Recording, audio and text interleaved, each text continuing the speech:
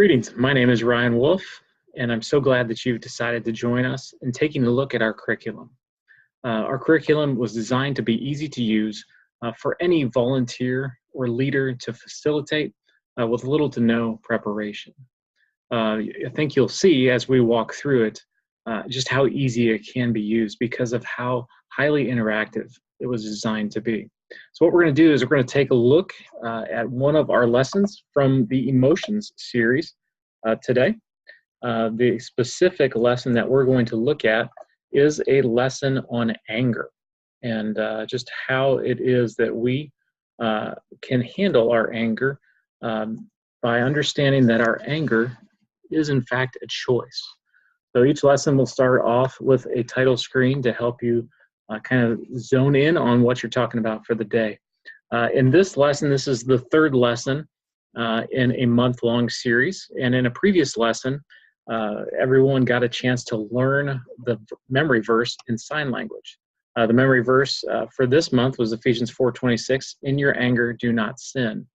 So in the previous weeks, there were individual sign language videos teaching you each one of these words in sign language. For the sake of this lesson, however, it's just the entire verse being signed out word by word. So the group would be given a review video that they could watch, and then the group could be challenged to show this verse or say this verse in sign language or just say it from memory. But we've felt like the more opportunities we can give people to learn the Bible verse in different ways, the better retention will be. And we do believe that we should challenge people to memorize Scripture each and every month. It's just such a good practice. So this lesson will go into the fact that anger is a choice. That's the topic of the day, but we'll get to that in just a second. First, we're going to build the foundation that every day is full of many, many choices. So there's going to be an activity here at the beginning of the lesson. The question will be, consider how many choices you have each morning, and we'll go through just how many choices people actually have just when they get up in the morning, depending on what they're going to decide to do, from getting up to brushing your teeth to getting dressed, using the restroom, what you're going to eat for breakfast. We are bombarded by choices every single day. And now, in order to help you see how interactive and fun we try to make these lessons, we've given you examples of about how many choices you have in the morning. Here's a group activity that you can do with your group. Split them up and do a little bit of a competition to say, you've just seen how many choices you have in the morning. Let's try to figure out how many choices we have at nighttime or at bedtime. So this is a fun activity you can do with your group. Again, getting them into this idea that we have lots of choices. We have the power to make choices in our life. And now here's where you're going to zero in on the lesson of the day. And here's the question. Did you know that getting angry is a choice too? What we want people to understand is that their emotional responses to situations, people, or situations is actually something that they can have control over. So week 3, anger is a choice. It's a choice that we make.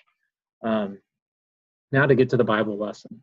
One of the most well-known Old Testament stories has to do with a character that struggles with anger. You can challenge your group to see if they can figure it out. Obviously, we've given you a clue by the picture. So some people may understand that this is a story about Jonah. We don't often talk about the whole anger aspect from Jonah, but if you really read the last chapter in the book of Jonah, you can see that that's primarily the whole point of the lesson. So ask your audience what they remember from the story of Jonah. This will give you a good understanding of where they're coming from, maybe how deeply you need to go into the lesson, or how much it just needs to be reviewed and moving on to the main point. We want to explain to everyone in this lesson that Jonah was a prophet. You can ask your group, again, if they know what a prophet is or what a prophet does. A prophet is someone who delivers a specific message for God. Now, in all of our lessons, there's going to be multiple chances for people to read Scripture. Sometimes the Scripture will be on the screen. Sometimes the scripture won't be, because we want people to be in the practice of opening up their Bibles and reading and finding scripture. So sometimes you'll be able to read it together as a group. Sometimes you can ask people to come up to read it. All the scriptures will have questions, follow-up questions to it as you work your way through the story of the day. So what happens next to Jonah? He was thrown overboard and swallowed by a fish.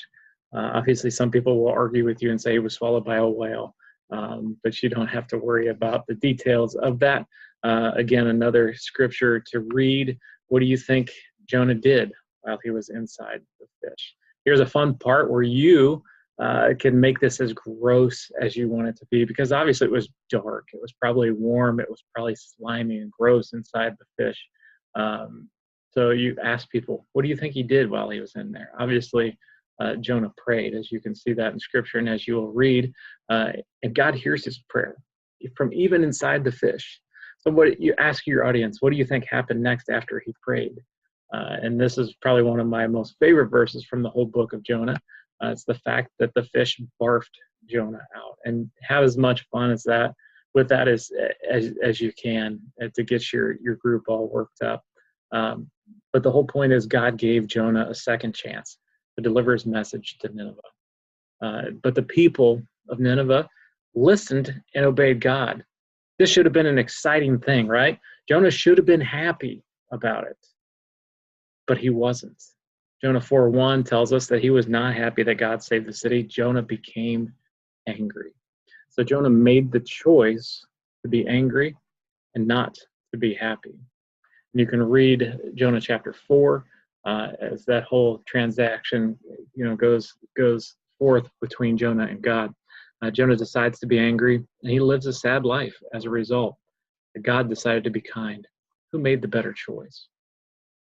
Each lesson will also end with discussion questions that will take you a little bit deeper into each lesson.